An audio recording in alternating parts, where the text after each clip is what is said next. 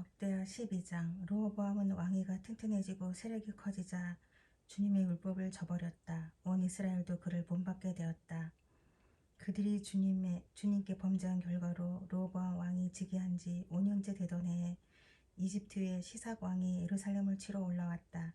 그는 병거 1200대, 기병 6만 대, 거기에다가 이를 헤아릴 수 없이 많은 리비아와 숲과 에디오피아 군대를 이끌고 이집트에서 쳐들어왔다. 시삭은 유다 지방의 요새 성읍들을 점령하고 예루살렘까지 진군하여 왔다. 그때의 유대 지도자들이 시삭에게 쫓겨 예루살렘에 모여 있었는데 스마야 예언자가 르호보암과 지도자들을 찾아와서 말하였다. 주님께서 이렇게 말씀하십니다. 너희가 나를 버렸으니 나도 너희를 버려 시삭의 손에 내주겠다. 그러자 이스라엘 지도자들과 왕은 자신들의 잘못을 뉘우치고 주님께서는 공의로우십니다 하고 고백하였다. 주님께서는 그들이 이렇게 잘못을 뉘우치는 것을 보시고 다시 스마야에게 말씀을 내리셨다. 이렇게 잘못을 뉘우치니 내가 그들을 멸하지는 않겠으나 그들이 구원을 받기는 해도 아주 가까스로 구원을 받게 하겠다. 내가 내 분노를 시삭을 시켜서 예루살렘에 다 쫓지는 않겠으나 그들이 시삭의 종이 되어 보아야 나를 섬기는 것과 세상 나라들을 섬기는 것이 어떻게 다른지 깨닫게 될 것이다. 이집트의 시삭왕이 예루살렘에 치러 올라와서 주님의 성전 보물과 왕신 보물을 하나도 남기지 않고 다 털어갔다. 솔로몬이 만든 금 방패들도 가져갔다. 그래서 르호보암 왕은 금 방패 대신에 노 방패들을 만들어서 대궐문을 지키는 경호 책임자들에게 주었다. 왕이 주님의 성전에 들어갈 때마다 경호원들은 그 노방패를 들고 가서 경호하다가 다시 경호실로 가져오곤 하였다. 르호보암이 잘못을 뉘우쳤기 때문에 주님께서는 그에게서 진노를 거두시고 그들을 완전히 멸하지는 않으셨다. 그래서 유다 나라는 형편이 좋아졌다. 이렇게 하여 르호보암 왕은 예루살렘에서 세력을 굳혀 왕의 직무를 수행하였다. 르호보암이 왕위에 올랐을 때 그는 41살이었다. 그는 주님께서 이스라엘 모든 지파 가운데서 택하여 당신의 이름을 두루 도성 예루살렘에서 17년간 다스렸다. 르호보암의 어머니 나아만은 암몬 사람이다. 르호보암은 주님의 뜻을 찾는 일에 마음을 쓰지 않고 악한 일을 하였다.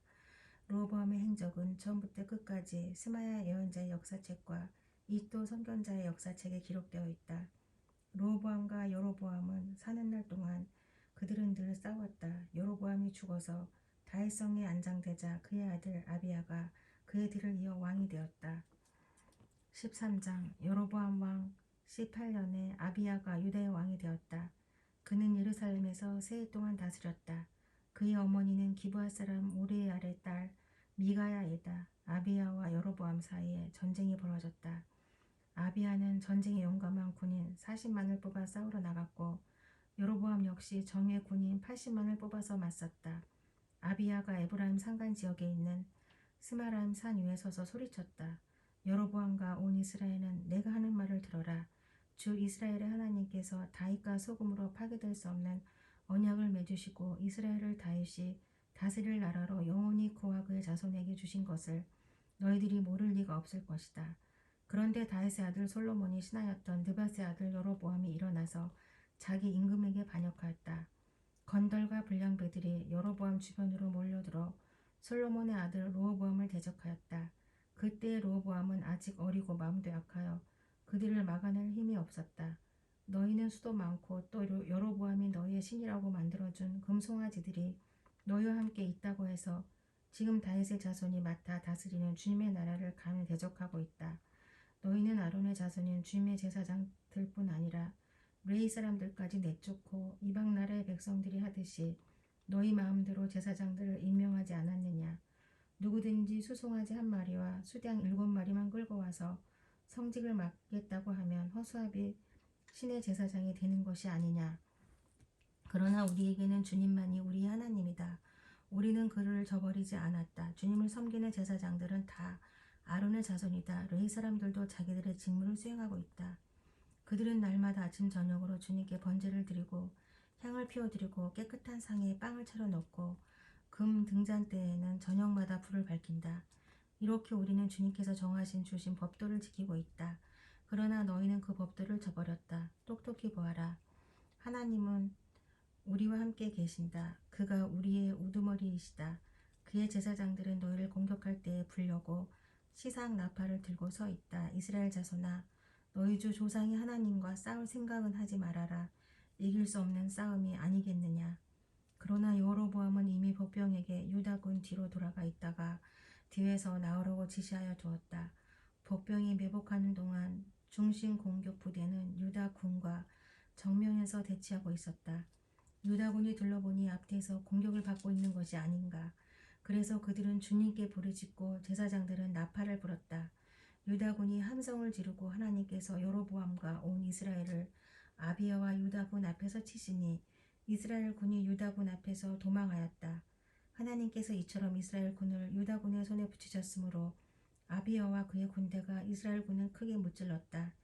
이스라엘에서 뽑혀온 정예병 가운데서 죽어 쓰러진 병사가 50만 명이나 되었다. 이렇게 이스라엘 군이 항복하고 유다군이 이긴 것은 유다가 주 조상의 하나님을 의지하였기 때문이다. 아비야는 여로보암을 뒤쫓아가서 그의 성읍들 곧 베델과 그 주변 마을들, 여사나와 그 주변 마을들, 에브론과 그 주변 마을들을 빼앗았다. 여로보암은 아비야 생전에 다시 힘을 회복하지 못하고 주님께 벌을 받아서 죽고 말았다. 그러나 아비야는 더 강해졌다. 그는 아내 14을 두었으며 아들 22과 딸 16을 낳았다. 아비야 통치 때의 다른 사건들과 그의 치적과 언행은 이또 예언자의 역사책에 기록되어 있다. 14장. 아비야가 죽어서 그의 조상들과 함께 잠드니 다윗성에 장사하였고 그의 아들 아사가 그의 뒤를 이어 왕이 되었다. 아사가 다스리선 10년 동안 나라가 조용하였다. 아사는 주 그의 하나님이 보시기에 좋은 일, 올바른 일을 하였다. 이방 제단과 산당을 없애고 석상을 깨뜨리고 아세라 목상을 부수었다. 그는 또 유다 백성에게 명령을 내려서 주 조상님의 하나님의 뜻을 찾고 하나님의 율법과 명령을 실천하게 하였으며 또 유다의 모든 성읍에서 산당과 태양산을 없애버렸다. 그의 통치 아래 나라는 조용하였다. 주님께서 아사에게 평안을 주셨으므로 나라가 조용하였고 여러 해 동안 아무도 그에게 싸움을 걸어오지 않았다. 그래서 아사는 유다 지방에 요새 성읍들을 만들 수 있었다. 그는 유다 백성에게 말하였다. 이 성읍들을 다시 세웁시다. 성벽을 둘러쌌고 탑과 성문과 빗장을 만듭시다. 우리가 주 하나님을 찾았으므로 주님께서 사방으로 우리에게 평안을 주셨습니다. 그래서 그들은 성읍들을 세우기 시작하여 일을 잘 마쳤다. 아사에게는 방패와 창으로 무장한 유다 출신 군인 30만이 있었고 작은 방패와 활로 무장한 베냐민 출신 군인 28만이었다. 28만이 있었다. 그들은 모두 용감한 정예병이었다. 에디오피아 사람 세라가 유다를 치려고 100만 대군의 병거 300대를 이끌고 쳐들어와서 마레사에 이르렀다. 아사가 그를 맞아 싸우려고 나아가 마레사의 스바디 골짜기에 진을 치고 주 그의 하나님께 부르짖었다. 주님께서 돕고자 하실 때에는 숫자가 많고 적음이나 힘이 세고 약함을 문제 삼지 않으십니다. 우리가 주님을 의지하고 주님의 이름으로 이 무리를 물리치러 왔으니 주 우리의 하나님, 우리를 도와주십시오. 주님은 우리의 하나님이십니다. 인간이 주님을 이기지 못하도록 해주십시오. 주님께서 에디오피아 군을 아사와 유다 군 앞에서 치시니 에디오피아 군이 도망쳤다. 아사와 그를 따르는 군대가 그랄에 이르기까지 에디오피아 군대를 추격하며 무찔렀다. 에디오피아 군은 주님 앞에서와 주님의 군대 앞에서 패망하고 말았으므로 한 사람도 살아남지 못하였다. 유다군은 대단히 많은 전리품을 얻었다. 주님께서 그랄 주변의 모든 성읍 백성들을 두렵게 하시니 유다군이 그 모든 성읍을 치고 약탈하였다. 그 성읍들 안에는 전리품으로 가져갈 물건들이 많이 있었다. 또 가축들을 지키는 자들의 장막을 덮쳐서 많은 양과 낙타를 사로잡았다. 그런 다음에야 예루살렘으로 돌아왔다. 14장까지 읽었습니다.